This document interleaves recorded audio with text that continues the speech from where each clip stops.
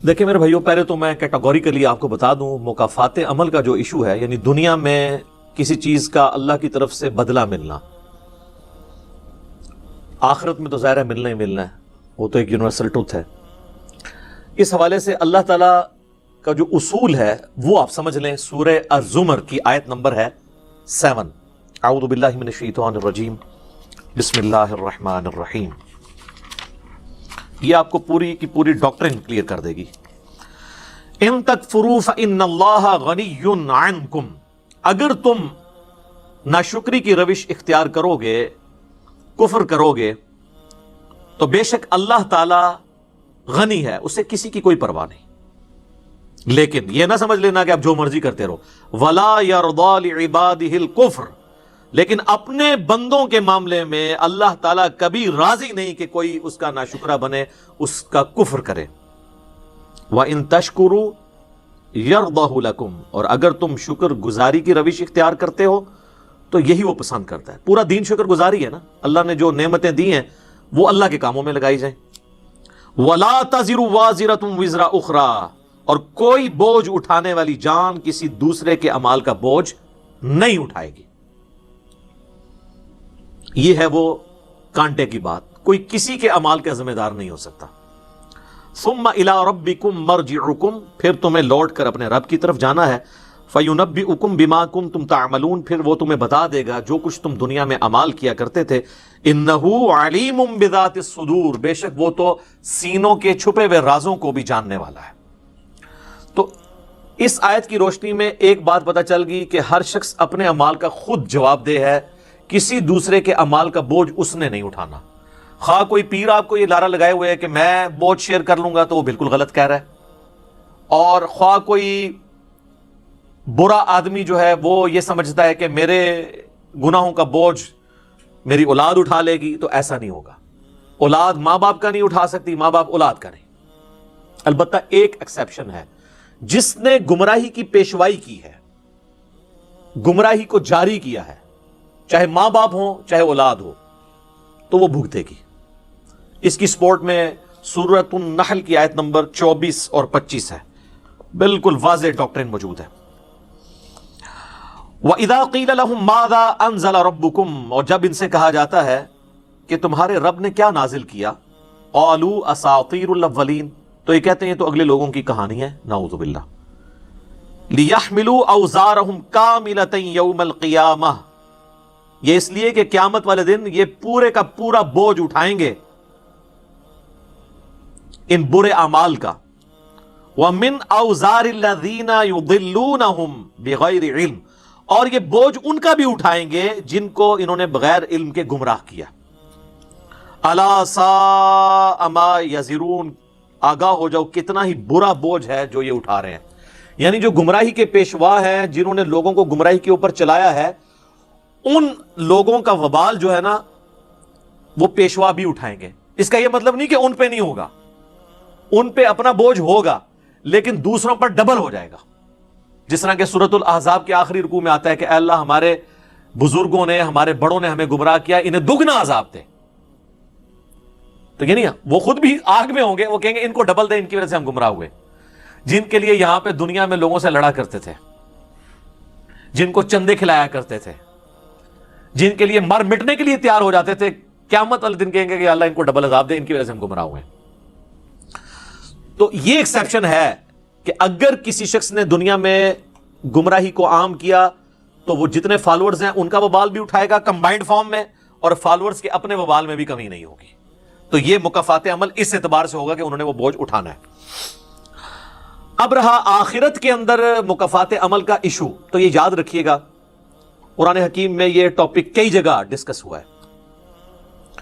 Climax اس کا سورۃ الزلزال ہے، فَمَن يَعْمَلْ مِثْقَالَ ذَرَّةٍ خَيْرًا يَرَهُ وَمَن يَعْمَلْ مِثْقَالَ ذَرَّةٍ شَرًّا يَرَهُ، جس نے ذرے کے برابر بھی نیکی کی ہے، خیر کا کام، قیامت والے دن وہ اس کے سامنے لے آیا جائے گا، اور جس نے ذرے کے برابر گناہ بھی کیا ہے وہ بھی نہیں بچے گا، وہ بھی اس کے سامنے اللہ تعالیٰ لے آئے گا۔ اب رہا دنیا میں مکافات عمل، بدلہ ملنا، اس کا نتیجہ ملنا برے اعمال کا، تو یہ پاسبل ہے۔ اچھے اعمال کا بھی مکافات عمل دنیا میں ہو سکتا ہے کسی شخص کے حق کے اندر. کافروں کے لیے تو ہمارا عقیدہ ہی یہی ہے کہ کافروں کو دنیا میں ان کے نیک اعمالوں کا اجر مل جائے گا مشہوری کی شکل میں. مدر ٹریسا نے بہت نیکی کے کام کیے ہیں دنیا میں، امن کا نوبل پرائز بھی اسے ہیومینٹی کا مل گیا، تو بس یہ اس کے لیے اجر ہو گیا. آخرت اس کے لیے ہے جس کا عقیدہ توحید کا، رسالت کا، آخرت کا درست ہوگا. دنیا کے اندر جو مکافات عمل والا معاملہ ہے یہ ہو بھی سکتا ہے اور نہیں بھی ہو سکتا. ایون قرآن حکیم میں درجنوں جگہ پہ آیا ہے کہ اے نبی علیہ السلام، ہم چاہیں تو آپ کی زندگی میں انہیں عذاب دکھا دیں، ان کے اوپر عذاب ہوتا ہوا آپ کو، چاہے ہم آپ کو فوت کر دیں اور آپ کے بعد ان کو عذاب دیں، الٹیمیٹلی ان پہ عذاب آنا ہے. تو نبی علیہ السلام کو بھی کہا گیا کہ یہ جو ہم کفار مکہ سے عذاب کے وعدے کر رہے ہیں، کچھ کا پھر آپ کی زندگی میں دکھا دیا گیا، کچھ کا بعد میں ہوا، اور رومنز اور پرشینز کا انجام تو پھر خلفائے راشدین کے دور میں ہوا ہے. تو یہ اللہ کی مرضی ہے کہ کس وقت کسی کے اوپر کوئی حکم جاری کرے. لیکن یہ یاد رکھیے گا کہ مکافات عمل دنیا کے اندر کسی کے اوپر ہوا ہے، اس کا فیصلہ آج کی ڈیٹ میں کرنا یہ ہمارے لیے پاسبل نہیں ہے، چونکہ علم الغیب سے جو چیزیں تعلق رکھتی ہیں وہ صرف پیغمبر کے پاس وحی کے ذریعے آتی ہیں. اللہ تعالیٰ فرماتا ہے نا وَمَا كَانَ اللَّهُ لِيُطْلِعَكُمْ عَلَى الْغَيْبِ، سورہ آل عمران آیت نمبر 179. اللہ کی یہ شان ہی نہیں کہ تمہیں غیب کے اوپر مطلع کرے، بلکہ وہ تو اپنے رسولوں میں سے چن لیتا ہے جسے چاہتا ہے. تمہارا کام ہے اللہ اور اس کے رسول کی خبروں پر ایمان لے کر آؤ.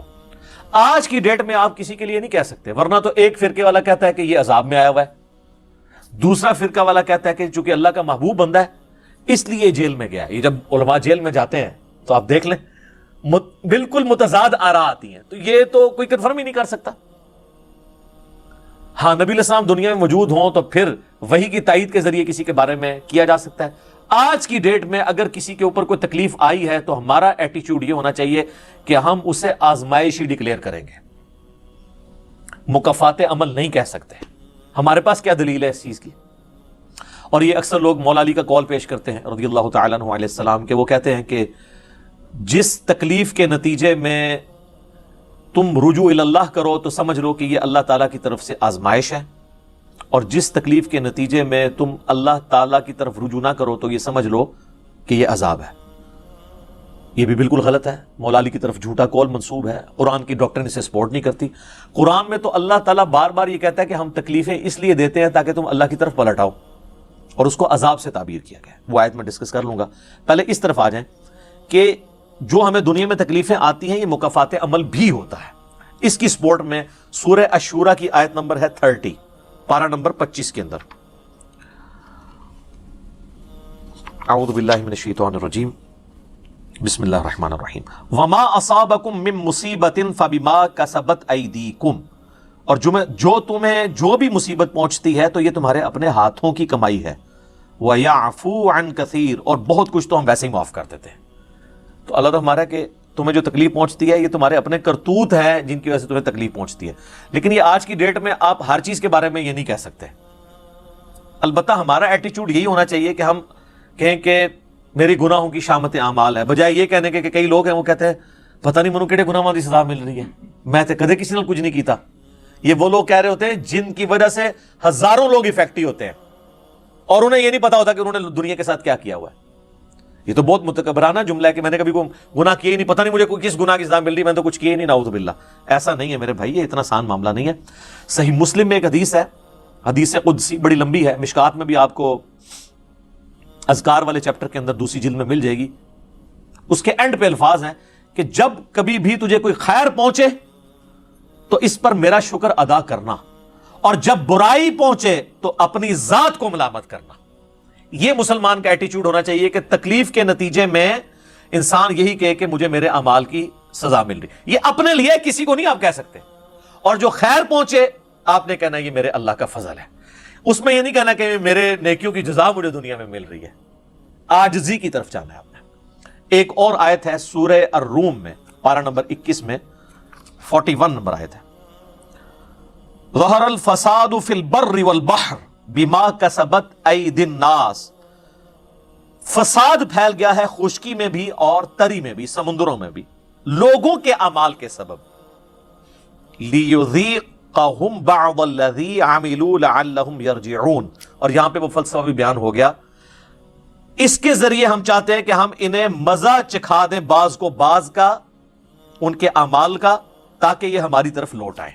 یعنی دنیا میں جو یہ معاملات ہوتے ہیں، جو سورۃ الحج میں آیا کہ اگر ہم بعض کو بعض سے نہ ٹکراتے رہتے تو کوئی عبادت گاہ، کوئی گرجا، کوئی کلیسا، کوئی معبد اور کوئی مسجد جس میں اللہ کا ذکر کیا جاتا ہے یہ سلامت نہ رہتے. یہ جنگوں کے ذریعے اللہ تعالیٰ کنٹرول کرتا ہے نا سر. ورنہ تو یقین کریں جب حکمرانی میں بندہ آتا ہے تو پھٹ جاتا ہے. دیکھیں تاتاریوں کے آگے بند ہی نہیں باندھا جا رہا تھا، پھر الٹیمیٹلی عین الجالوت کے اندر جا کے تاتاری وہ جنگ ہارے ہیں، وہاں سے ان کا زور ٹوٹنا شروع ہوا ہے. مسلمان بھی کسی سے مارے نہیں جا رہے تھے. فرانس کی جنگ ہار گئے بنو امیہ کے بالکل آخری دور کے اندر. اگر وہ جنگ جیت جاتے تو پوری دنیا پہ قبضہ ہو جاتا مسلمانوں کا. زور ٹوٹ گیا، کہیں نہ کہیں آگے بندہ مار کھا جاتا ہے. تو اللہ تعالیٰ کہتا ہے میں بعض کو بعض سے ٹکراتا رہتا ہوں تاکہ لوٹتے نہیں لوگ ہماری طرف. سورہ سجدہ میں یہی مضمون بیان ہوا ہے آیت نمبر 21 کے اندر، وہ بھی پارہ نمبر 21 کے اندر ہے. سورہ سجدہ وَلَنُذِيقَنَّهُم مِّنَ الْعَذَابِ الْأَدْنَىٰ دُونَ الْعَذَابِ الْأَكْبَرِ. ہم ضرور چکھائیں گے آخرت کے بڑے عذاب سے پہلے انہیں دنیا میں چھوٹا عذاب. لَعَلَّهُمْ يَرْجِعُونَ، تاکہ ہماری طرف لوٹ آئے.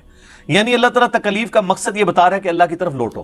یہ سعید انور صاحب کو آپ دیکھیں، اگر ان کی بیٹی نہ مرتی تو کبھی انہوں نے اللہ کو سیریس لینا تھا؟ اللہ نے اس شر میں سے، اس فتنے میں سے، اس آزمائش میں سے ان کے لیے کتنا بڑا خیر نکالا. آپ دیکھیں کتنے لوگ ہیں جو اللہ کی طرف آ جاتے ہیں. کسی کا جوان بیٹا فوت ہوتا ہے، کسی کی ماں مر جاتی ہے، کسی کا بھائی فوت ہوتا ہے، تو اس وقت اس کو پھر یقین آتا ہے. کوئی قریبی دوست مر جاتا ہے کہ یار میں نے بھی مرنا ہے. تو یہ ساری کے سارے سگنلز جو اللہ کی طرف سے آتے ہیں اس لیے کہ انسان اللہ کی طرف لوٹے. باقی مکافات عمل دنیا میں اس اعتبار سے ہے کہ جن چیزوں کی ہم لوگوں کی تعریف کر رہے ہوتے ہیں کہ اس کو بڑا منصب ملا ہے، اسے بڑی دولت ملی ہے، اللہ تعالیٰ اس کے ذریعے اس کے اوپر عذاب بھی مسلط کر سکتا ہے. اس کی سپورٹ میں سورہ التوبہ کی آیت ہے، آیت نمبر 55. فَلَا تُعْجِبْكَ أَمْوَالُهُمْ وَلَا أَوْلَادُهُمْ. اے نبی علیہ السلام، آپ کے مخالفین کا مال اور ان کی اولاد آپ کو تعجب میں نہ ڈالے. انما یرید اللہ، اللہ تو صرف اتنا چاہتا ہے لیعذبہم بہا فی الحیات الدنیا، کہ کافروں کو انہی چیزوں کے ذریعے دنیا میں عذاب دے، ان کے مال اور اولاد کے ذریعے مسلط کر دے ان کے اوپر. وتزہق انفسہم وہم کافرون، اور ان کی جان اس حال میں نکلے کہ وہ کفر کی حالت میں ہو. دنیا میں آپ دیکھ لیں کہ لوگوں کے اوپر اولاد مسلط ہو جاتی ہے. وہ واصف علی واصف صاحب کہتے ہیں میں ایک دفعہ مسجد میں بیٹھا ہوا تو ایک شخص وہاں اونچی آواز میں دعا کر رہا تھا کہ اللہ 25 سال پہلے جو میں نے دعا مانگی تھی وہ واپس کر دے. تو کہتے ہیں میں نے اینڈ پہ اس سے پوچھا یار یہ کیا ہوا تھا؟ کہتے ہیں میری بیٹی ہی تھی، میں نے اللہ تعالیٰ سے بڑی منتیں مرادیں کر کے ایک بیٹا لیا، وہ تو سارے گھر کا سامان ہی اس نے بیچ دیا، وہ تو برائی کے اندر نشے کے اندر پڑ گیا، تو میری تو بیٹیاں ساری ٹھیک نکلی ہیں، تو بہتر تھا کہ یہ نہ ہی آتا. سورۃ الکہف میں بھی تو ذکر ہے نا، موسیٰ علیہ السلام نے ایک چھوٹے بچے کی گردن مروڑ دی تھی اور کہا کہ اس کے ماں باپ نیک تھے، یہ ان کے لیے وبال جان بنتا اور ان کی بھی آخرت برباد کروا دیتا. اس کا یہ مطلب نہیں آپ کسی کو قتل کر سکتے. وہ حضرت خضر جو تھے، خضر وہ فرشتہ یا کوئی بھی اللہ تعالیٰ کی طرف سے آیا ہوا پیغمبر، وہ اسرائیل کے ایکویلنٹ آیا ہوا تھا. اس سے اللہ نے مسئلہ تقدیر سمجھایا کہ بظاہر تمہیں کوئی شر پہنچتا ہے اس میں خیر پوشیدہ ہوتی ہے، لیکن تمہیں اس وقت نہیں پتا ہوتا. جو سورۃ البقرہ میں آیا کہ بعض اوقات تمہیں کوئی خیر پہنچتی ہے اور یعنی انسان یہ سمجھ رہا ہوتا ہے کہ یہ میرے لیے خیر ہے اور اس کے اندر شر چھپا ہوتا ہے تمہارے لیے، اور بعض اوقات شر آتا ہے اور اس میں تمہارے لیے خیر چھپی ہوتی ہے. اللہ جانتا ہے، تم نہیں جانتے. یہ تعبیل خاص میں تو جہاد اور قتال کے بارے میں آیا کہ بظاہر تو یہ مشکل کام ہے لیکن اس کے اندر خیر چھپی ہے، ایک بڑی کاز کے لیے قتال ہو رہا ہے، لیکن یہ جنرل رول بھی ہے اللہ تعالیٰ کا. پھر میں وہی بات کروں گا کہ آج کی ڈیٹ میں آپ کسی کے اوپر فتویٰ نہیں لگائیں گے کہ یہ اسے جو ہے وہ اپنے اعمال کی سزا مل رہی ہے، کیونکہ سر دنیا میں ہو جاتا ہے بڑے بڑے نیک لوگوں کی اولاد خراب نکلتی ہے. حضرت نوح علیہ السلام کی کوئی تربیت میں فرق رہ گیا تھا؟ قرآن میں آیا کہ ان کا بیٹا کافر نکلا، تو آپ کوئی کہے گا کہ حضرت نوح کے لیے معاذ اللہ مکافات عمل ہوا تھا؟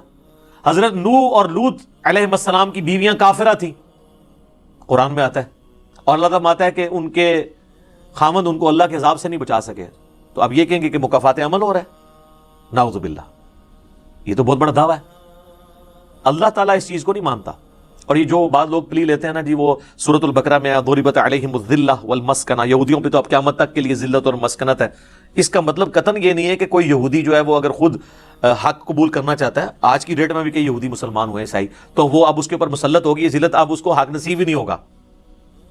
یہ نہیں مطلب، مراد یہ جو اس روش کے اوپر چلے گا چاہے اس زمانے کا یہودی ہے چاہے آج کا. یہ تو اللہ کے اوپر ظلم لازم آئے گا نعوذ باللہ. اور صفت عدل کو آپ چیلنج کر رہے ہیں کہ ان کے باوجداد کے کرتوت اولاد کو مکافات عمل کی شکل میں بھگتنے پڑیں گے. وہ اپنے اعمال کا بوجھ خود اٹھائیں گے. دنیا میں بھی اٹھا سکتے ہیں, آخرت میں بھی. عذاب کی تو اللہ کی 4 قسطیں ہیں دنیا کی زندگی میں, موت کے وقت, قبر میں اور آخرت میں. 10 احادیث, 17 احادیث اور 10 آیات قرآن کی میں نے اس کانٹیکسٹ میں ڈسکس کی ہے, مثلا نمبر 117A اور 117B, وہ آپ دیکھ سکتے ہیں عذاب قبر کے اوپر. تو یہ اللہ تعالیٰ کی مرضی ہے کہ کس کے اوپر کس وقت کوئی معاملہ کیسا کر دے, ہم کسی کو نہیں کہہ سکتے. ورنہ تو مجھے بتائیں, ابو جہل کا مکافات اعمال والا سلسلہ اس کی اولاد میں تو ٹرانسفر نہیں ہوا. سیدنا اکرمہ بن ابی جہل وہ تو مسلمان ہے, اور بمشکل ان کی 4-5 سال کی اسلام کی زندگی ہے, جنگ یرموک میں وہ شہید ہوئے ہیں. باپ امت کا فرعون ہے اور بیٹا صحابی ہے اکرمہ بن ابی جہل, تو ٹرانسفر تو نہیں ہوا. دوسری طرف پرشین امپائر جس شخص نے گرائی, سعد ابن ابی وقاص, حضور علیہ السلام کے لاڈلے ترین اصحاب, عشرہ مبشرہ میں سے. مولا علی کہتے ہیں, بخاری مسلم کے الفاظ ہیں, میں نے کسی کے لیے زندگی میں نہیں سنا کہ حضور کہتے ہو میرے ماں باپ تجھ پہ قربان. سعد ابن ابی وقاص کے لیے آپ نے کہا تھا. ان کا بیٹا عمر بن سعد قاتلین حسین میں شامل ہے. یہ بھی ہو جاتا ہے. تو اب یہ نہیں کہیں گے کہ باپ کے اعمال کی سزا بیٹے کو ملی ہے, یا نعوذ باللہ بیٹے کے اعمال کی سزا باپ کو, ایسے نہیں. یہ بالکل کانسیپٹ بالکل غلط ہے. ہمارا ایٹیچیوڈ اس میں کیا ہونا چاہیے وہ ہمیں بتا دیا گیا ہے سورۃ البقرہ کی آیت نمبر 155 میں, 156 کے اندر. ہمیں وہ چیز دیکھنی چاہیے کہ ہمیں اللہ نے اس صورتحال میں حکم کیا دیا ہے. وَلَنَبْلُوَنَّكُمْ بِشَيْءٍ مِّنَ الْخَوْفِ وَالْجُوعِ وَنَقْصٍ مِّنَ الْأَمْوَالِ وَالْأَنفُسِ وَالثَّمَرَاتِ. ہم ضرور آزمائیں گے دنیا کی زندگی میں تمہیں خوف کے ذریعے, بھوک کے ذریعے, جان اور مال میں نقص کے ذریعے. وَبَشِّرِ الصَّابِرِينَ, اور بشارت ہوگی صبر کرنے والوں کے لیے. تو یہ ساری تکلیفیں, ان کو آپ مکافات عمل کہہ کے نہیں جان چھڑا سکتے, یہ اللہ کی طرف سے آزمائش بھی ہو سکتی ہے کسی کے اوپر. اور صبر کرنے والوں کے لیے بشارت ہے, اور ان کی نشانی کیا ہے؟ الذین اذا اصابتهم مصیبہ, جب کبھی انہیں کوئی مصیبت پہنچتی ہے تو وہ کہتے ہیں قالوا انا للہ وانا الیہ راجعون. بھئی ہم بھی تو اللہ کی طرف سے آئے تھے, ہمیں بھی لوٹ کے اللہ کے پاس جانا ہے. اگر کوئی تکلیف آئی ہے تو یہ بھی چلی جائے گی نا. سب سے بڑی تکلیف کیا ہے؟ موت. وہ بھی تو ہم پہ آنی ہے نا. تو اس سے پہلے اگر چھوٹی تکلیف آئی ہے تو اللہ کی طرف چلی جائے گی. اس کانٹیکسٹ میں ایک حدیث ہے صحیح مسلم میں بڑی زبردست. ام سلمہ کہتی ہیں کہ جب ابو سلمہ میرے خاوند فوت ہوئے, مجھے ان کی فوتگی کی خبر ملی تو میں نے حضور سے ایک دعا سن کے یاد کر رکھی تھی کہ جو کوئی وہ دعا مانگ لے گا اللہ تعالیٰ اس سے بہتر اسے نعم البدل دے دے گا. اور وہ دعا آدھا پورشن تو یہی ہے, سورۃ البقرہ کی آیت نمبر 156, انا للہ وانا الیہ راجعون. اس کے بعد ہے اللہم اجرنی, یہ جھٹکے سے ملے گا, اللہم اجرنی, حمزہ آگے, اللہم اجرنی فی مصیبتی واخلف لی خیرا منہا. اے اللہ مجھے اس مصیبت میں اجر عطا فرما اور میرے لیے اس سے بہتر نعم البدل کر دے. تو کہتی ہیں کہ نبی علیہ السلام نے فرمایا تھا جو یہ دعا مانگ لے گا نا تو اللہ تعالیٰ اس کی کمپنسیشن فرما دے گا, اسے بہتر نعم البدل دے گا. کہتے ہیں میں نے دعا تو کی, پھر میں یہ سوچتی تھی کہ میرے خاوند جیسا تو کسی کا خاوند نہیں ہوگا, ابو سلمہ جیسا خاوند مجھے کیسے مل سکتا ہے. تو جب عدت پوری ہوئی تو نبی علیہ السلام نے پیغام کا نکاح کا پیغام بھیج دیا, ام المومنین بن گئی. اور یہ ہماری وہ ماں ہے جو سب سے آخر میں فوت ہوئی ہے 64 ہجری میں, واقعہ کربلا کے بھی 3 سال بعد. تو اس دعا کی یہ دعا یاد رکھیں. چھوٹی موٹی بھی کوئی بھی تکلیف کوئی بچوں کو پہنچتی ہے, گھر میں کسی کو زخم لگتا ہے, ٹھوکر لگ جاتی ہے, کوئی مالی نقصان ہو جاتا ہے, فوراً یہ دعا. اور میں نے الحمدللہ 20 دفعہ یہ دعا آزمائی ہے. وقتی طور پہ تو فیل ہو رہا ہوتا ہے کہ یار کوئی مسئلہ خراب ہو گیا, لیکن اس کے بعد اسی شر کے اندر خیر چھپی ہوئی ہوتی ہے, وہ مل جاتی ہے. اس آپ دعا کو یاد رکھیں, اور صبح شام جو چھوٹی موٹی کوئی خبریں بھی آپ کو ملتی رہتی ہیں نا, اس کے اوپر آپ یہ دعا پڑھتے رہیں. یہ آپ کے لیے ایک بہت بڑا وظیفہ ہے انشاءاللہ تعالی. باقی یاد رکھیے گا کہ یہ مکافات عمل کا جو معاملہ ہے نیک اور بد لوگوں کے اعتبار سے ڈیفرنٹ ہے. نیک لوگوں کو جو تکلیفیں آتی ہیں نا دنیا میں, وہ ان کے درجات کو بلند کرنے کے لیے آتی ہیں. اور یہ اللہ تعالیٰ نے بڑی سختی کے ساتھ سورۃ العنکبوت کے اندر نا صحابہ کرام کو ایڈریس کر کے نا یہ فلسفہ کلیئر کیا ہے. آیت نمبر 2 اور 3 کے اندر, احسب الناس ان یترکوا ان یقولوا آمنا وهم لا یفتنون. کیا لوگ اس گمان میں ہیں کہ انہیں صرف اس بات پہ چھوڑ دیا جائے گا کہ وہ ایمان لے آئے اور ہم ان کی آزمائش نہیں کریں گے؟ وَلَقَدْ فَتَنَّ الَّذِينَ مِن قَبْلِهِمْ، بے شک ہم نے ضرور آزمایا تھا ان سے پہلے لوگوں کو. فَلَيَعْلَمَنَّ اللَّهُ الَّذِينَ صَدَقُوا وَلَيَعْلَمَنَّ الْكَاذِبِينَ، تو اللہ تعالیٰ ضرور جانچ کر رہے گا کہ کون سچے ہیں اپنے دعوے کے اندر. کس دعوے میں؟ کہ غلامی رسول میں موت بھی قبول ہے، اور کون صرف نعرہ بازی کر رہے ہیں. ٹھیک ہے، اللہ تعالیٰ ان کو ظاہر کر کے رہے گا، جانچ کے رہے گا. تو یہ اللہ تعالیٰ نے اپنا اصول رکھا ہے، یونیورسل ٹروتھ ہے. اس کانٹیکسٹ میں صحیح بخاری میں ایک حدیث ہے، صحابہ کرام نے جب کافروں کی تکلیفوں کا ذکر کیا نا حضور سے، تو آپ نے فرمایا صبر کرو، اللہ کی قسم تم سے اگلے لوگوں کو زمین میں گاڑا جاتا تھا، سر کی مانگ پہ آرا رکھا جاتا تھا اور کہا جاتا تھا کہ اسلام چھوڑ دو، اور وہیں ان کے 2 ٹکڑے کر دیے جاتے تھے، وہ اپنے دین پہ قائم رہتے تھے. لوہے کی کنگیاں ان کے گوشتوں پہ پھیری جاتی تھی حتیٰ کہ ہڈی تک پہنچ جاتی تھی، تب بھی وہ اپنے دین پر ثابت قدم رہے. تو نبی الاسلام نے اپنے صحابہ کو اگلے لوگوں کی یہ تکلیف گنوائی. تو اب وہ جو اتنی تکلیفیں کاٹتے رہے ہیں، وہ کوئی مکافات عمل نہیں ان کے لیے ہوا، آزمائش تو ہوئی ہے نا جی. تو نیک اور برے لوگوں کے اعتبار سے ڈیفرنٹ ہے، یہ ذہن میں رکھیے گا. بخاری اور مسلم کی متفق علیہ حدیث ہے، نبی الاسلام نے فرمایا مسلمان کو کوئی بھی تکلیف پہنچتی ہے، دکھ درد بیماری، کوئی اندیشہ کہتے ہیں ذہنی ٹینشن کو، صرف کہ یہ نہ ہو جائے، حتیٰ کہ اس کے پاؤں میں کانٹا بھی چبھ جائے، تو اللہ تعالیٰ اس کے بدلے میں اس کے گناہوں کو معاف کر دیتا ہے. اور مسلم شریف میں ڈیٹیل ہے کہ جب یہ سورۃ النساء کی آیت نمبر 123 نازل ہوئی نا، کہ چھوٹے سے چھوٹے اعمال کا بدلہ بھی ملے گا اور چھوٹی سے چھوٹی نیکی کا بھی، تو صحابہ پریشان ہو گئے. ان کا یا رسول اللہ، ہم تو یہ تو سارے پکڑے جائیں گے، کس طریقے سے کوئی بندہ پرفیکٹ ہو سکتا ہے؟ تو حضور نے فرمایا پریشان ہونے کی ضرورت نہیں ہے. مسلمان کو جو دنیا میں تکلیفیں اور بیماریاں آتی ہیں نا، وہ اس کی ان غلطیوں کا کفارہ بن جاتی ہیں.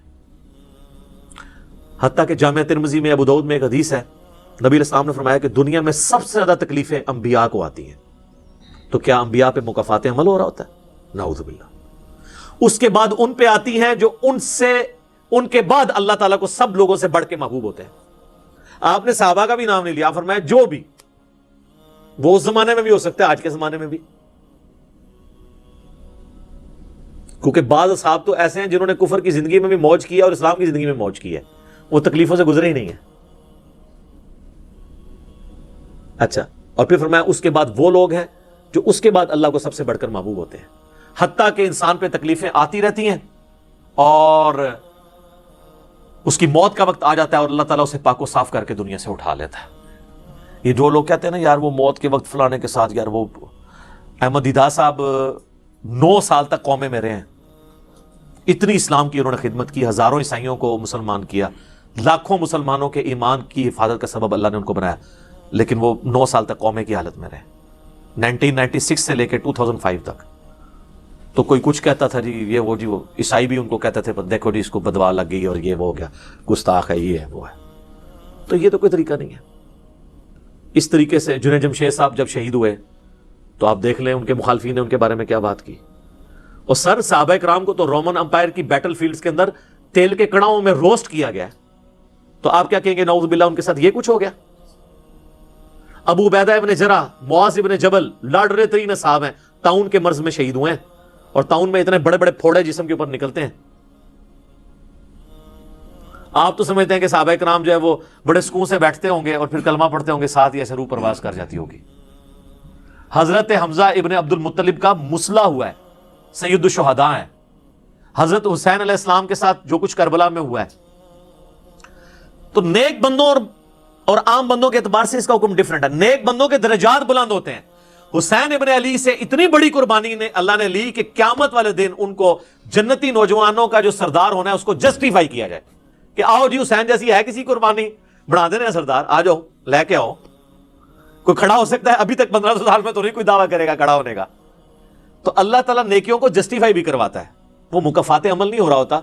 نیک لوگوں کے لیے ڈیفرنٹ ہے، ان کے درجات بلند ہوتے ہیں، اور باقی عام لوگوں کے لیے یہ ہے کہ ان کے لیے بھی آپ نہیں کہیں گے کہ ان پہ عذاب ہے، یا اللہ کی طرف پلٹنے کا ذریعہ ہے یا ان کے گناہوں کا کفارہ ہے. یہ آپ نے کسی پہ نہیں کہنا اس کے اوپر لعنت پڑ گئی، اس کے اوپر یہ ہو گیا، اس کے اوپر یہ ہو گیا. یہ آپ کو کسی نے رائٹ نہیں دیا. یہ بہت بڑا ظلم ہے. ایک طرح کے معاملات ہوئے ہوتے ہیں دونوں کے ساتھ. اب آپ دیکھ لیں سنیوں میں سے کوئی جیل میں جاتا ہے تو شیعہ کہتے ہیں دیکھا جی مکافات عمل ہے، شیعہ میں سے کوئی جاتا ہے سنی کہتے ہیں مکافات عمل ہے. تو یہ آپ جو مرضی، اور اپنوں کے لیے کہتے ہیں آزمائش ہے. تو یہ آج کی ڈیٹ میں آپ نے سب کے لیے آزمائش ہی کہنا ہے، ورنہ یہ مسئلہ بالکل خراب ہو جائے گا۔ اور آپ دیکھ لیں اللہ تعالیٰ کتنا غفور رحیم ہے، پورا مکی قرآن 2/3 قرآن ہے کافروں کے لیے دھمکیوں سے بھرا پڑا ہوا ہے، لیکن جب ان دھمکیوں کی ایگزیکیوشن کی باری آئی ہے سارے مسلمان ہو گئے ہیں۔ ہائے ہائے ہائے، آپ کوئی کہہ سکتا تھا کہ یا اللہ اتنی دھمکیاں تو نے دی، میں یہ کر دوں گا، تم پہ وہی عذاب آئے گا جو اگلے لوگوں پہ آیا تھا، تو اللہ اپنی کتاب کو سچا کر دینا اور عذاب لے آ۔ لیکن وہی بات، وَكَتَبَ رَبُّكُمْ عَلَى نَفْسِهِ الرَّحْمَةَ، اللہ نے اپنے اوپر لازم کیا کہ ہر حال میں اس نے رحم ہی کرنا ہے۔ اور بخاری اور مسلم دونوں میں حدیث ہے کہ اللہ نے مخلوقات کی پیدائش سے پہلے عرش پہ اپنے پاس ایک عبارت لکھ لی تھی کہ میری رحمت میرے غضب پہ سبقت لے جائے گی۔ وہ ایسی سبقت لے گئی کہ 2/3 قرآن سائڈ میں رہ گیا، دھمکیوں سے بھرا ہوا۔ فتح مکہ پہ جنہوں نے معافی مانگی طلقاء بنے مسلمان، حتیٰ کہ ہند کی بھی حضور علیہ السلام نے توبہ قبول کر لی، ابو سفیان کی بھی توبہ قبول کر لی۔ یہ بات ہے، لا تثریب علیکم اليوم، آج تم پر کوئی گرفت نہیں ہے۔ جو حضرت یوسف نے آیت پڑھی، وہ جو الفاظ ہیں نا قرآن میں سورہ یوسف میں، وہی نبی علیہ السلام نے آیت پڑھ دی۔ تو یہ اللہ تعالیٰ کی رحمت ہے۔ ہم اللہ تعالیٰ سے اللہم انی اسألک من فضلک ورحمتک، آمین۔ اللہ جی، اللہ تعالیٰ سے خیر مانگنا چاہیے، اللہ تعالیٰ کی طرف رجوع لانا چاہیے۔ اس حوالے سے بخاری اور مسلم دونوں میں حدیث ہے، میں اب آپ کو تھوڑے وظیفے بھی بتا دوں نا۔ ظاہر آزمائشیں تو ہر بندے پہ آتی ہیں، اللہ کی طرف رجوع بھی لانا چاہیے۔ ان آزمائشوں سے نکلنے کا طریقہ کیا ہے؟ بخاری اور مسلم دونوں میں حدیث ہے، نبی صلی اللہ علیہ وآلہ وسلم کے بارے میں انس بن مالک کہتے ہیں کہ نبی علیہ السلام کی اکثر دعا یہی ہوا کرتی تھی، اللہم ربنا آتنا فی الدنیا حسنہ وفی الآخرۃ حسنۃ وقنا عذاب النار، آمین۔ یہ بخاری مسلم میں بھی ہے، سورۃ البقرہ کی آیت نمبر 201 ہے۔ اے اللہ ہمیں دنیا میں بھی بھلائیاں عطا فرما اور آخرت میں بھی بھلائیاں عطا فرما، اور آخرت کی سب سے بڑی بھلائی بھی ساتھ مانگ لی، وقنا عذاب النار، آگ کے عذاب سے ہمیں بچا لے، آمین۔ یہ اکثر آپ کی دعا ہوتی تھی۔ اس کانٹیکسٹ میں ایک حدیث ہے بڑی انٹرسٹنگ، صحیح مسلم میں، ایک صحابی بیمار ہوئے حتیٰ کہ بالکل ہڈیوں کا پنجر بن گئے، اور صحابہ کہتے ہیں چڑیا کی طرح ان کی جان ہو گئی۔ نبی علیہ السلام ان کی عیادت کے لیے گئے، آپ نے جب دیکھا فرمایا تو اللہ سے کیا مانگتا ہے؟ چنگا بندہ ٹردا پھردا بندہ ایڈا منجی دے پہ گیا اور بالکل ڈھانچہ پنجر بن گیا ہڈیوں کا۔ اس نے کہا یا رسول اللہ میں اللہ تعالیٰ سے یہ دعا کرتا ہوں کہ اے اللہ جو تو نے مجھے آخرت میں عذاب دینا ہے نا، دنیا میں ہی دے دے، آخرت کا عذاب تو بہت سخت ہے، تو مجھے دنیا میں ہی وہ عذاب دے دے۔ نبی علیہ السلام نے سبحان اللہ، کیا تم دنیا میں بھی اللہ کی تکلیف برداشت کر سکتے ہو؟ اوے تجھے تو چاہیے تھا تو کہتا اللہم ربنا آتنا فی الدنیا حسنہ وفی الآخرۃ حسنۃ وقنا عذاب النار۔ یعنی آپ اللہ تعالیٰ کو معاذ اللہ کو فنیٹک سمجھتے ہیں کہ آپ کہیں گے اس نے عذاب تو ضرور دینا ہے تو مجھے ادھر دے دے۔ اور یار اللہ سے اچھا ہی گمان رکھو۔ بخاری مسلم دونوں میں حدیث ہے، میں اپنے بندے کے گمان کے قریب ہوں جیسا میرے بارے میں گمان رکھے، بشرطے کہ کرتوت بھی ٹھیک کرے۔ تو سر ہم تو یہ کہتے ہیں یا اللہ ہم نہ تیری آزمائش کے قابل ہیں نہ تیرے عذاب کے قابل ہیں، ہمیں بلا حساب و کتاب ہی جنت میں داخل فرما دے، آمین۔ تو میں اپنے بندے کے گمان کے قریب ہوں، اچھا گمان رکھیں، انشاءاللہ تعالیٰ اینڈ رزلٹ بھی اچھا ہوگا۔ آپ اللہ سے گمان اچھا رکھیں، یہ گمان بہت اہم چیز ہے، اور یہ آپ کا جو کانفیڈنس ہے نا اللہ کے اندر کہ انشاءاللہ اللہ میرے ساتھ خیر کا معاملہ ہی کرے گا۔ اچھا کئی لوگ کہتے ہیں منو تے اللہ نے دینے ہی عذاب ہے، استغفر اللہ تو بولی، آپ چاہے اچھے اعمال کرتے ہیں برے اعمال، تب بھی آپ نے یہ اپنے بارے میں یہ بات نہیں کرنی، یہ تو، اور کسی کے بارے میں تو آپ نے سوچنا بھی نہیں سر، وہ تو کہانی ختم۔ وہ تو صحیح مسلم میں حدیث ہے نا، ایک شخص نے قسم اٹھا کے کہہ دیا تھا کہ اللہ تعالیٰ اس کو کبھی معاف نہیں کرے گا، وہ بڑا گنہگار شخص تھا، اللہ کی بارگاہ میں پہنچے، اللہ نے فرمایا تو نے میرے بھی آپ پہ کیسے قسم کھا دی؟ جا میں نے اس کو معاف کیا، تجھے دوزخ میں پھینکا۔ لا يسأل عما يفعل وهم يسألون، سورۃ الانبیاء کی آیت ہے۔ اللہ کو کوئی نہیں پوچھ سکتا اس نے یہ کیوں کیا، وہ سب کو پوچھ سکتا ہے کہ انہوں نے یہ کیوں کیا۔ یہ اللہ تعالیٰ کے بارے میں ناشکری پھیلانا سورہ الزمر میں ہے، لا تقنطوا من رحمت اللہ، اللہ تعالیٰ کے بارے میں مایوسی عوام کے اندر پھیلانا۔ لیکن اس کا دوسرا پہلو بھی غلط ہے کہ آپ رحمت کی آیتیں پڑھ کے تو لوگوں کے کام چوک کے رکھو، وہ بھی دوسری ایکسٹریم ہے، وہ بھی نہیں ہونی چاہیے۔ رحمت سے دھوکہ بھی نہیں کھانا، ہاں اعمال پورے کرنے ہیں اور پھر اللہ سے امید بھی رکھنی ہے۔ جو سیدنا ابوبکر نے حضرت عمر کو وصیت کرتے ہوئے کیا کہا تھا کہ عمر جب تو جنتیوں کی طرف دیکھے نا تو دعا کرنا کہ میں بھی ان میں شامل ہو جاؤں، اور جب بھی تو جہنمیوں کا ذکر لائے تو اللہ تعالیٰ سے پناہ مانگنا کہ کہیں میں ان میں شامل نہ ہوں۔ انہوں نے آگے سے کہا کہ میں عشرہ مبشر ہوں، ٹھیک ہے۔ یہ معاملہ بہت سینسٹیو ہے، جن کو اللہ کا تعارف ہے نا تو وہ ان کی زندگی بڑے ڈر ڈر کے گزرتی ہے۔ تو یہ حدیث میں نے اس لیے بتا دی۔ ایک اور ذریعہ ہے ان آزمائشوں سے نکلنے کا، صحیح بخاری اور مسلم دونوں میں حدیث ہے جس کی یہ خواہش ہے کہ اللہ اس کی عمر دراز کر دے اور اس کے رزق میں کشادگی دے دے. رزق میں دنیا کی ہر نعمت شامل ہے. ہم تو دولت ہی سمجھتے ہیں نا. اچھی صحت بھی رزق ہے, اچھی اولاد بھی رزق ہے, ٹھیک ہے, اچھی صحت بھی رزق ہے, مال کی فراوانی بشرطے کہ وہ فطرے میں نہ ڈال دے وہ بھی رزق ہے. ہر چیز دنیا میں جتنی بھی اہمیت ہے کی چیزیں جو ہم سمجھتے ہیں. تو بخاری اور مسلم دونوں میں الفاظ ہیں جس کی یہ خواہش ہے اس کی عمر دراز ہو جائے اور اس کے رزق میں کشادگی ہو تو اپنے رشتہ داروں کے ساتھ حسن سلوک کرے. یہ ہے جناب وہ کام کرنے کا. حسن سلوک خالی ان کو تسلیاں نہیں دینا. ظاہر ہے قرآن اور حدیث میں جب رشتہ داروں سے صلہ رحمی کا ذکر آتا ہے تو یہ ہے کہ ان کے ساتھ قطع تعلق ہی نہیں کرنی, دوسرا ان کی فائنینشیل سپورٹ کرنی ہے. اس لیے آپ دیکھیں سب سے زیادہ حقدار زکوٰۃ کے صدقات کے آپ کے بہن بھائی ہیں. سب سے قریبی رشتہ وہ ہے, اس کے بعد کوئی اور حقدار ہے. باقی اس پہ تو امت کا اجماع ہے کہ جو صدقات اللہ کی راہ میں آپ کرتے ہیں اس سے اللہ تعالیٰ تکلیف ٹالتا ہے. منت سے نہیں ٹلتی. بخاری مسلم میں حدیث ہے کہ منت سے کنجوس کا مال ہی نکلتا ہے, تکلیف نہیں ٹلتی. لاجیکل ہے. منت تو یہ کہ یا اللہ پہلے کر تو میں کراں گا, اور صدقے میں کیا ہے, یا اللہ میں نے تیری طرف سے تیری راہ میں یہ صدقہ کیا اور میں اس نیک عمل کا وسیلہ تجھے پیش کرتا ہوں, میرا مسئلہ حل کر دے. جو بخاری مسلم میں حدیث ہے 3 لوگ غار میں پھنس گئے تھے, انہوں نے اپنے پرانے اعمال کا واسطہ پیش کیا تھا. یہ نہیں کہا کہ یا اللہ ایک بار کاٹ دیتے سیا کرا گے, پھر کون سی نکلنا. انہوں نے اپنے پرانے کیے ہوئے اعمال کا وسیلہ اللہ کے حضور پیش کیا, جو قرآن میں بھی آیا وَاسْتَعِينُوا بِالصَّبْرِ وَالصَّلَاةِ. صبر اور نماز کے ذریعے اللہ کی مدد چاہو, جس سے وہ کہتے ہیں جی اس سے غیر اللہ کی مدد ثابت ہوتی ہے.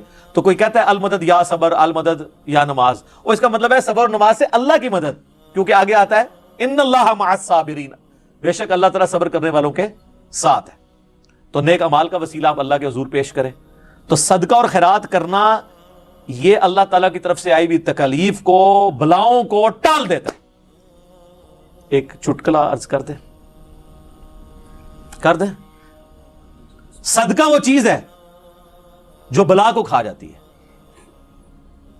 اور مولوی وہ بلا ہے جو صدقے کو بھی کھا جاتی ہے. ہاں, صدقہ کس کو دیتے ہیں؟ سر دیکھا ہے کتنی بڑی بلا ہے. بلاواں نو جڑی چیز کھاندی ہے وہ صدقہ ہے, اور جو صدقے نو بھی کھا جائے سب تو بڑی بلا وہ مولوی ہے. اچھا یہ چٹکلے کے طور پہ اس کو نیگیٹو کسی نے نہیں لینا, میں نے ایک مزاح کے طور پہ بات کی, اس ٹاپک کے ساتھ کوئی تعلق نہیں ہے, چونکہ ایک مشہور ہے چیز. تو یہ میں نے آپ کو ایک دعائیں, اذکار اور پھر اعمال بھی بتا دیے. آخر میں 2 دعائیں میں وہ جو بیان کی تھی ان کو ریپیٹ کر دیتا ہوں. ایک پریونٹیو دعا ہے. یہ 2 علاج ہوتے ہیں نا, پریونٹیو اور کیوریٹیو. پریونٹیو علاج یہ ہوتا ہے کہ بیماری ہونے سے پہلے علاج کیا جائے, جیسے ویکسین ہے. آج کل وہ کہہ رہے ہیں نہیں کورونا کی ویکسین بن گئی ہے کہ وہ لگوا لیں تو تکلیف ہوئی نہ. ایک ہوتا ہے کیوریٹیو علاج کہ بیماری ہو گئی ہے تو اب علاج کیسے کرنا ہے. تو پریونٹیو علاج جو دعائیں ہیں نا وہ ہے اللہم ربنا آتنا فی الدنیا حسنہ وفی الآخرۃ حسنۃ وقنا عذاب النار. ہر نماز کے تشہد میں اسے مانگے, ٹھیک ہے, بلکہ سجدے میں مانگے. صحیح مسلم میں حدیث ہے کہ سجدے میں تم اپنے رب کے سب سے زیادہ قریب ہوتے ہو, خوب دعائیں مانگا کرو. سجدے میں بھی آپ یہ دعا مانگ سکتے ہیں, تشہد میں تو مانگے ہی مانگے. وہ بخاری مسلم میں حدیث ہے درود شریف کے بعد جو چاہو اپنے رب سے مانگو, وہ تو قبولیت کی ایک جگہ ہے. اس کے علاوہ یہ ہو گئی پریونٹیو علاج بیماریوں سے, پریشانیوں سے. جتنے سنت اذکار ہیں, بسم اللہ الذی لا یضر, یا اعوذ بکلمات اللہ التامات من شر ما خلق, یہ ساری کی ساری چیزیں اللہ تعالیٰ کی طرف سے ایک سنت اذکار ہیں. لیکن یہ یاد رکھیے گا یہ ناگہانی آفات کے لیے ہیں. یہ نہیں ہے کہ بسم اللہ پڑھ کے ساکٹ میں انگلی دے دے, یا بسم اللہ الذی لا یضر پڑھ کے تو کوبرے سے کھیلنا شروع کر دے. نہیں, وہ پھر آپ اپنے اوپر تقدیر خود غالب کروا رہے ہیں, پھر یہ اذکار نہیں اثر کریں گے. یہ ناگہانی آفات کے لیے. جب کوئی شخص اپنے اوپر خود تقدیر غالب کر لیتا ہے نا پھر وظائف ہو جاتے ہیں سائڈ کے اوپر. یہ ذہن میں رکھیے گا. پھر بھی جو تکلیفیں آنی ہے نا وہ تو آنی ہے اللہ کی طرف سے آزمائش والی. وہ تو ہمیں یہی ایٹیچیوڈ ہے کہ ہم اللہ تعالیٰ کی طرف رجوع لائیں, اور وہی ہے کیوریٹیو علاج کہ جب کسی پہ تکلیف آ جائے تو اب کیا کرنا ہے. اس نے کہنا ہے انا للہ و انا الیہ راجعون, اللہم اجرنی فی مصیبتی و اخلف لی خیرا منہا. یہ مکافات عمل کا سارا ٹاپک, اس کا اینڈ میں کروں گا سورہ الحدید کی ان 2 آیات کے اوپر, جس کے بعد صبر آ جائے گا سب کو کہ اللہ تعالیٰ نے یہ تکلیف کا سلسلہ دنیا میں جو رکھا ہوا ہے اس پہ صبر کے لیے کیا ترغیب دلائی ہے. آیت نمبر 22 اور 3, ما اصاب من مصیبت فی الارض ولا فی انفسکم کوئی مصیبت بھی ایسی نہیں کہ زمین میں آئے. زمین میں کیا مصیبت آتی ہے؟ زلزلہ، وبائی امراض، سیلاب، طوفان. ولا فی انفسکم، اور نہ کوئی ایسی مصیبت کہ تمہاری جان میں آئے. جان میں ہر طرح کی بیماری، کسی کو بلڈ کینسر ہو گیا، کسی کے گردے فیل ہو گئے، کسی کو ہیپاٹائٹس ہو گیا، تو اللہ فرماتا ہے الا فی کتاب من قبل ان نبرأھا، یہ ہم نے لوح محفوظ پہ پہلے ہی لکھا ہوا ہے، اس سے پہلے کہ ہم یہ تکلیف بھیجیں. کام ہی ختم ہو گیا. اللہ کہتا ہے ہم نے تو یہ طے کیا، یہ ڈیسٹنی ہے، تمہاری تقدیر ہے. ان ذالک علی اللہ یسیر، یاد رکھنا یہ اللہ کے لیے بڑا آسان ہے، بہت آسان ہے. کوئی یہ بھی کہہ سکتا ہے کتنا ہو گیا، پہلے ہی اللہ کو پتا ہے. اللہ کے علم کے لیے آسان ہے. سورۃ الانعام میں تو یہاں تک آیا ہے کہ خشکیوں میں یا سمندروں کے اندر کسی درخت کا اگر پتا بھی گرتا ہے نا تو اللہ کو پہلے سے علم ہے.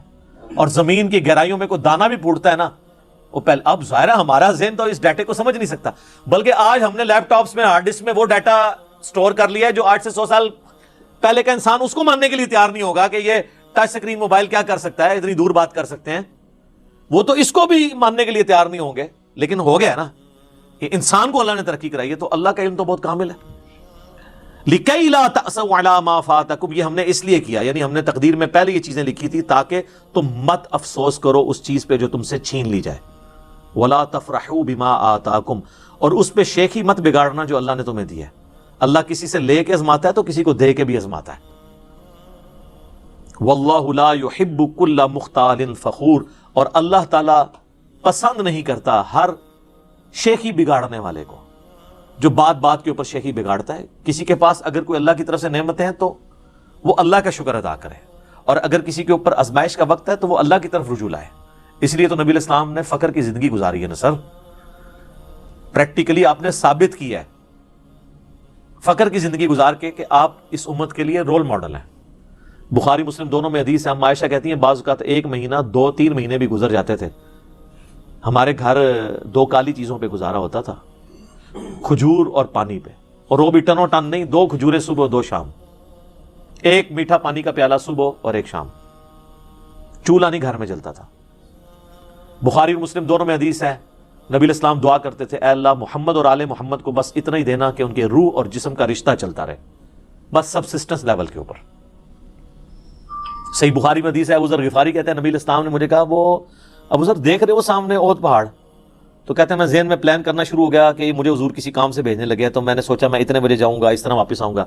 تو آپ نے فرمایا کہ یہ اگر سارا سونے کا ہو، کئی کلومیٹرز پہ پھیلا ہوا، 3 دن نہیں گزریں گے میں اللہ کی راہ میں خیرات کر دوں گا. اس لیے تو ابو ذر غفاری پھر آل امیہ سے لڑتے تھے نا. وہ تو کہتے تھے یار تم لوگ اب یہ ہمیں باتیں سناؤ گے کہ جی جوڑتے رہو زکات دے رہو تو خیر ہے، یہ تو امت کے لیے تھا، تم تو حضور کی صحبت یافتہ لوگ ہو. بخاری اور مسلم دونوں میں حدیث ہے سیدنا عمر حضور علیہ السلام کو ملنے آئے، واقعہ ایلا کے موقع پر، جو حضور 1 مہینے کے لیے اپنی بیویوں سے ناراض ہو گئے تھے، اسے ایلا کہتے ہیں، اور چھت کے اوپر والے حصے پہ شفٹ ہو گئے. حضرت عمر گئے تو حضور علیہ السلام چٹائی پہ لیٹے تھے، اٹھے تو چٹائی کے نشان تھے، اوپر بھی کرتا بھی نہیں تھا، صرف تہمت پہنی ہوئی تھی. حضرت عمر کی آنکھوں میں آنسو آ گئے کہ یا رسول اللہ یہ کیسر و کسرا دنیا کے مزے لوٹ رہے ہیں، آپ تو اللہ کے رسول ہیں، آپ کی حالت ہے. آپ فرمایا عمر لگتا ہے کہ دنیا کی حقیقت ابھی بھی تجھ پہ نہیں کھلی. کیا تم یہ نہیں چاہتے کہ یہ دنیا کے مزے لوٹیں کیسر و کسرا اور ہم آخرت کی سعادت لوٹ لیں؟ یار اگر حضور علیہ السلام حضرت عمر کو کہہ رہے ہیں نا کہ تم پہ ابھی دنیا کی حقیقت نہیں کھلی، تو ہم تو کسی کھاتے میں نہیں، لیکن سر پھر کھل گئی. اس کے بعد حضرت عمر نے نہ کسی کو حرام کھانے دیا نہ خود کھایا.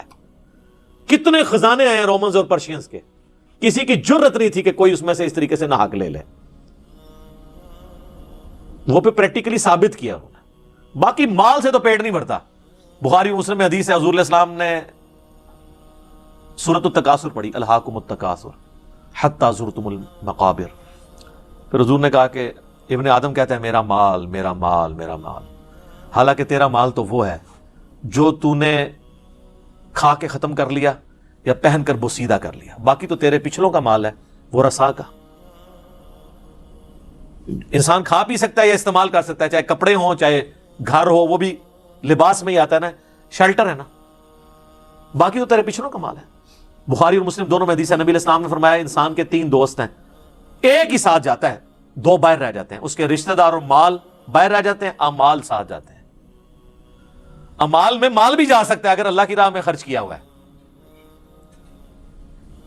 اچھا وہ جو حدیث ہے نا کہ انسان کہتا ہے میرا مال، اس میں تیسری بات بھی آپ نے کی، تیرا مال تو وہ ہے جو تو نے کھا لیا یا پہن کے بسیدہ کیا یا اللہ کی راہ میں خرچ کر کے آخرت کے لیے سٹور کر لیا. یہ بھی الفاظ ہے اس بخاری مسلم کی حدیث میں، وہ بھی سٹور ہے، اس کا اجر ملنا ہے. پھر بخاری و مسلم دونوں میں حدیث ہے، نبی علیہ السلام نے فرمایا کہ ابن آدم کے پاس اگر سونے کی 2 وادیاں ہونا تو وہ تمنا کرے گا تیسری بھی مل جائے، اس کا پیٹ صرف قبر کی مٹی بھرے گی. یہ تو ایک نہ ختم ہونے والی چیز ہے. اسے کہا جاتا ہے محدثین کے ہاں کتاب الزہد، یہ چیپٹر ہوتا ہے، یہ کتاب الرقاق. مشکات کی تیسری جلد میں بخاری مسلم اور باقی احادیث کے ریفرنس سے آپ کو ساری احادیث کمبائنڈ فارم میں سینکڑوں کی تعداد میں ملیں گی کتاب الرقاق چیپٹر کے اندر. دل میں رقت پیدا کرنے والی حدیثیں. کتاب الرقاق وہ چیپٹر دل میں سوز و گداز نرمی پیدا کرنے والا. تو مکافات عمل سے بات شروع ہوئی تھی، کہاں تک پہنچی؟ الٹیمیٹلی اس پہ ورڈکٹ یہ ہے کہ آج کی ڈیٹ میں کوئی شخص کسی کے بارے میں کلیم نہ کرے کہ مکافات عمل ہوا ہے. ہاں جب اس کے اوپر کوئی چیز آئے وہ اپنے بارے میں خود سوچ سکتا ہے کہ میں نے اپنے ماں باپ کے ساتھ یہ کیا، میرے ساتھ یہ ہو رہا ہے. ٹھیک ہے، یہ والا پورشن وہ خود سوچے. باقی یہ کہنا کہ کسی کے ماں باپ کی سزا جو ہے وہ اس کی اولاد کو ملے گی، یہ نہیں ہے. کسی نے جو ہے وہ کسی کی یعنی اپنی بہو کے ساتھ برا سلوک کیا ہے تو اس کی سزا اس کی اپنی بیٹی کو جا کے میکے میں یعنی ادھر ملے گی جا کے، یہ غلط ہے. سسرال والے اسے اس لیے تکلیف دے رہے ہیں، اس کو اس لیے دے رہے ہیں کہ اس کی ماں اپنی جوانی میں کیا کر. نہیں بھائی، ہر بندہ اپنے اعمال کا جواب دے. میں آپ کو صحابہ کرام کے کیسے واقعات سنا سکتا ہوں کہ ان کے آپس میں بیویوں کے ساتھ کیا کیا معاملات ہوتے تھے، وہ یہاں کو سن نہیں سکتا. آج بھی آپ عرب ٹریڈیشن میں دیکھ لیں عورتوں کے ساتھ وہ کیا سلوک کرتے ہیں.